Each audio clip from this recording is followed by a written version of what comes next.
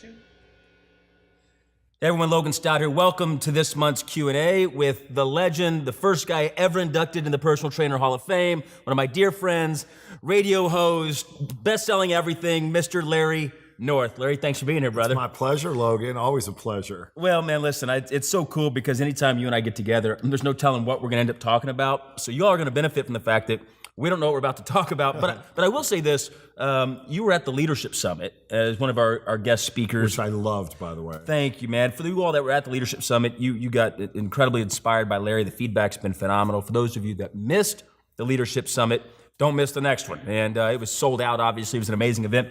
Larry, if you can, you've done so many amazing things. And again, for those of you that don't know Larry, incredible entrepreneur, incredible businessman, longest running radio host, I think, and I mean, all kind of cool things. I've been on the air for 33 years now. In fact, really interesting, I was asked to cut a commercial at another station recently for a friend of mine. Okay. And I ran into who's now the senior vice president of that company. It's a big company. Right. And he gave me my start. He saw his version was identical to my version. Wow. I'm in my 20s and I'm like, I could do this. And remember, this is before social media and webcasts, podcasts. People actually listened to AM radio and this was a talk station mega giant. And I'm like, I can do this. I know I can do it. I had no communication classes. I've never done radio in my life, but I inherently knew I could do it. And I just drove to the station. And I said, who's in charge? Who could I talk to? At the time, this guy was, he was a station manager. He didn't have a big job. But he meets me. He agreed to meet me. He goes, listen, I have 5 minutes. What do you need? I said, well, I want to do a radio show on inspiring people, fitness. He goes, what are you going to do? Exercise them through the radio? I go, no, not at all. They'll call me. They'll tell me their problem, and I'll give them suggestions, and I'll bring great experts on the show. He goes, you know what? That was my idea. This is what the station, he says, that was my idea. He goes, I called Dr. Ken Cooper. This is in the 80s. Dr. Ken Cooper's a buddy of mine, yeah. In the mid 80s. He goes, I called Dr. Ken Cooper. I thought he'd be perfect for it. He turned me down. He goes, I'll tell you what, give me your number. I'll call you back. 1 week later, he put me on the David Gold show, which was a political type show as sort of an audition. Mm-hmm. The next week, he calls me. He says, I got good news and bad news. I goes, the good news, you're going to get your own show. Mm-hmm. Bad news is it's 7 o'clock on Sunday mornings. and guess what, though? Within 2 months, I was prime time Saturday and Sunday called the Weekend Workout, and the rest is history because that one opportunity that guy believed in me led to, as you said, books, infomercials, gyms, restaurants, and so much more, because that became the initial platform of I can do it. And so it's interesting. So I got his card, and because I hadn't seen him in 20 years, and I wrote him a thank you, just to say, hey, Dan, it's been a long time, but I just wanted to say thank you. What had happened in Dallas, Texas, I know people listen from all over the world on this podcast. Well, in my gym, there's a popular station that started in my gym called The Ticket. Oh, the Ticket started in your gym? In my gym. Oh my! It started in my gym. Look, for you all around the world that are on Stout Mentoring, The Ticket is like, it's a big sports. It's the sports radio station. I didn't know that started in your gym. Started in my gym. Wow. A lawyer named Spence Kendrick met my workout partner, who was Skip Bayless. Oh my gosh.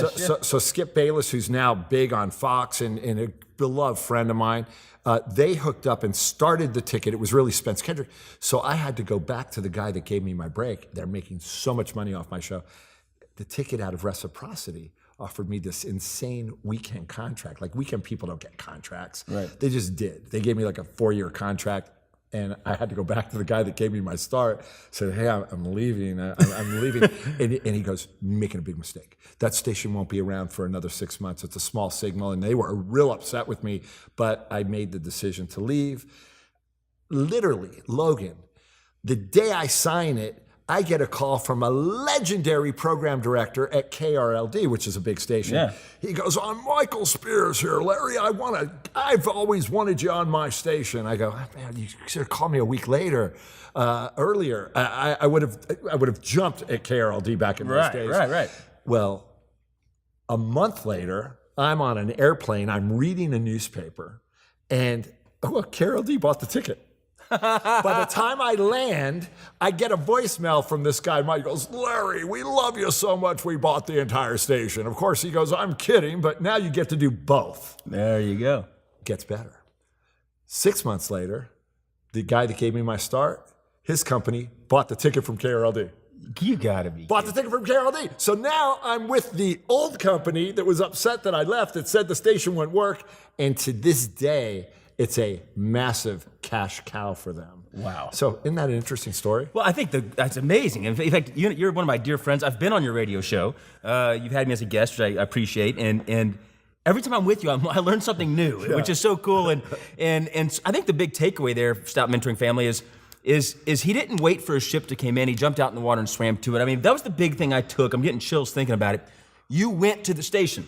I went to the station. You didn't sit around going, I hope somebody will ask me to be on the radio show. Yeah. You showed up. So you just went for it. Well, let's talk about several things. One, and I mentioned it at that amazing leadership summit, I started off with show up early, leave late, volunteer for as much as you can. Persistence and perseverance are going to get you very far, regardless of the chosen occupation, police officer, teacher, fireman, nurse, or entrepreneur. That right there is going to get you far. And then don't let lack prevent you from living your dreams and goals. Lack of money, lack of funds, lack of a good upbringing, lack of athleticism, lack of good genetics, lack of a super high IQ, because of the ones I just mentioned, I had none of them. Listen, you and I both grew up in Richardson. It's a good town. There were some very successful people that live in Richardson, but we didn't grow up overly privileged. No. And if we had let lack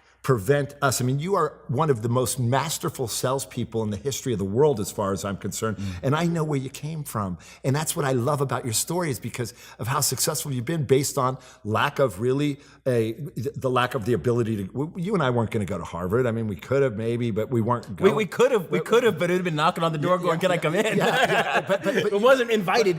But lack of those things should never prevent us from going to the higher level. And if you allow it to, you're not going to go to the higher level. And the story that I told was signing a lease in a prestigious shopping center, and I didn't even have a bank account. But I signed that lease, and I just figured I'll figure it out after the fact. You know, and you've been there. You know what I'm talking about. Sometimes you have to ready, fire, then aim, right? Right. Most people, though, what do? They sit around ready, and they aim, and they never fire. And then guess what? Somebody else goes and does what they should have done, and they look back and go, that could have been me. But you didn't. You know what's so cool is my book coming out, Grit Factor, my next one coming out, that we pre-sold at the summit. It's the only place we pre-sold it. The book starts off with Grit Factor is about exactly what you just said. Grit Factor is not your upbringing. It's not whether you're male or female. It's not your age. It's not how much money you have in your bank account. It's not your DNA. Grit Factor is the currency of success. You want to be successful? The price is grit. Right. Period, end of story. And so you go through the 15 attributes of grit, but I just had this epiphany. Your life, I need a testimonial from you from the book. Anytime. Yeah, it went to the editor, I think, today. You know my phrase, happy to do it. Happy to do it. Well, let's talk about that. So you do that. I mean, every time I ask Larry, whether it's coming on the show or speaking at a summit, or in fact, we were just talking about maybe him speaking at an event in Orlando that I'm hosting in May. Every single time, though, you say, I'm happy to do it. Right. And, you know, I think that is such a misunderstood and overlooked attribute of success, is the happy to do it principle. Talk about that. Well, first of all, I wish I had invented the phrase. I didn't. I've elaborated on it because depending if you're from South America, you might say it's my pleasure, you know, versus happy to do it. But there's things that come with it.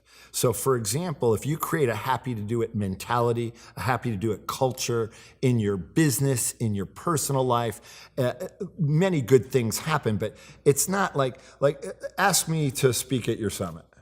Hey, Larry, would you be willing to speak at the next leadership summit? I'm happy to do it. Like that's not how you do it. You do it with happy to do it with sincerity. Ask me again. Hey, Larry, we have a leadership's coming up. Would you be willing to speak at it? Man, I would be so happy to do it. Awesome. So you do it with enthusiasm and you create an environment. Now, it's a quid pro quo.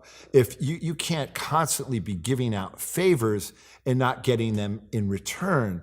But what you'll find, if you have a mentality that you're never too busy, that you can always make time, that you can make adjustments in your schedule, that you're just more than happy to do it, and you really sincerely believe it, well, goodness comes all around you and you become a go-to. You become a reliable human being that people go, you know, I can count on that guy. Not only will he show up, he's going to deliver it with enthusiasm. He's going to really be happy he did it. And then also there's other things that happen because as you build your network, now a lot of people in their 20s and 30s may not understand the significance of your network, your personal network. Now, we have a proud investor in this company. It's Darwin Deason. Yeah.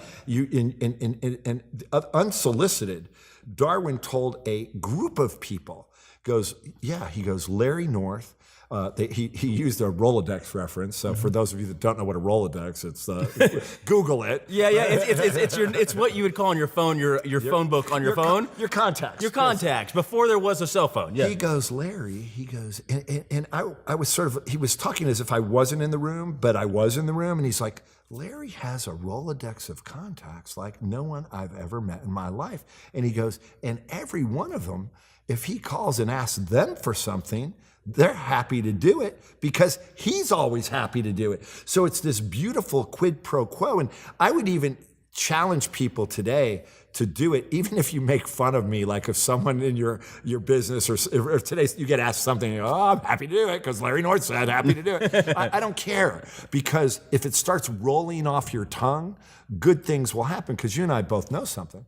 No one's too busy. Right. People can adjust their schedule. People can take a moment or time, and how it works in our company. And I think that's why I've been able to, next week is my 29th year anniversary in my clubs. Wow. So, and it's a highly competitive business. Well, if someone said, well, how have you sustained your company and your business? One, it hadn't been easy. It's been challenging, but it's our happy to do it culture that's probably separates me from my competition. That when you come in as a customer or as an employee, you know that you're going to share that common happy to do it thread. Absolutely. So I just believe in it. And see, I go back to the simple things. It's the simple thing. It doesn't have to be overly complicated for things to work. Going back to the lack of genetics, for example, I can assure you that when I graduated Pierce High School, the same school you went to, I was class of '79.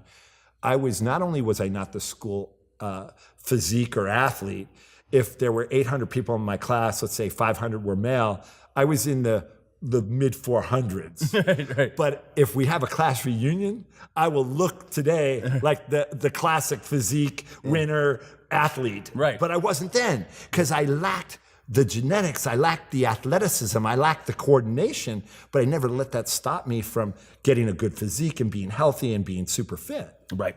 Listen, this is so much. This is like taking great knowledge out of a fire hose. It's so incredible information. This is why you got to stay plugged into everything we're doing.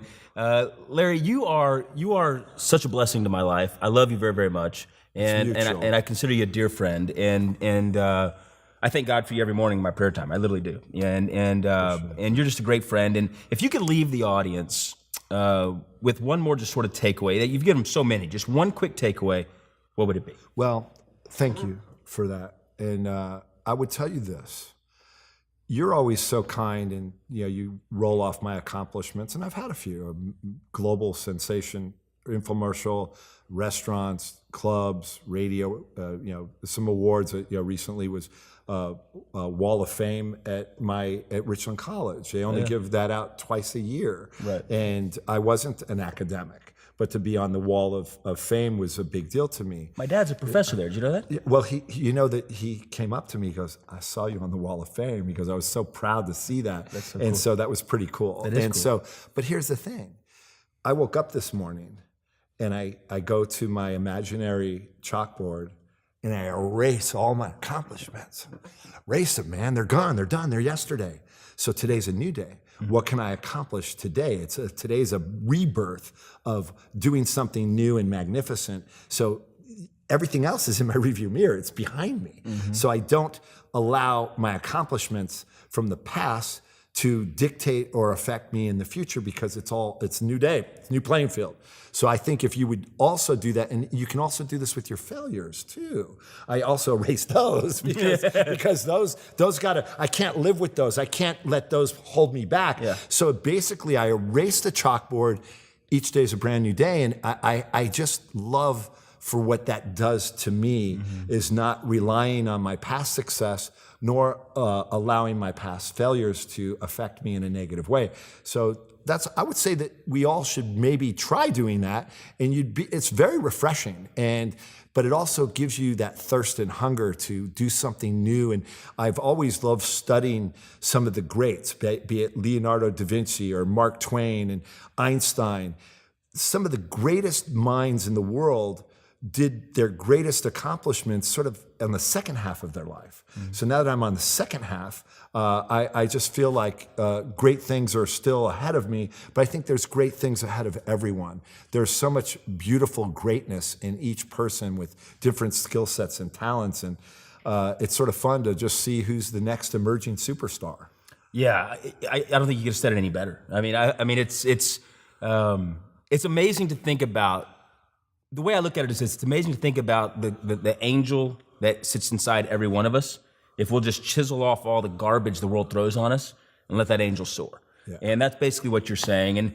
And when you go up Success Mountain, like Larry said, listen, it's hard enough to climb uphill, right? Don't try to climb uphill with extra baggage hanging on to you from the past that you don't need to be carrying. So I love that's a great point as well. Larry, I love you, brother. Love you for everybody watching, make sure you tune in to loganstout.com. We have our hot tables. If you want to be a part of a monthly mentoring group, networking group, just email info@loganstout.com for that. And of course, pre-order the new book, Grit Factor, that's about to come out in the near future. So Larry, with that being said, I love you, brother. Thank you for being on the show. My pleasure. And we'll see you all very, very soon. Thank you.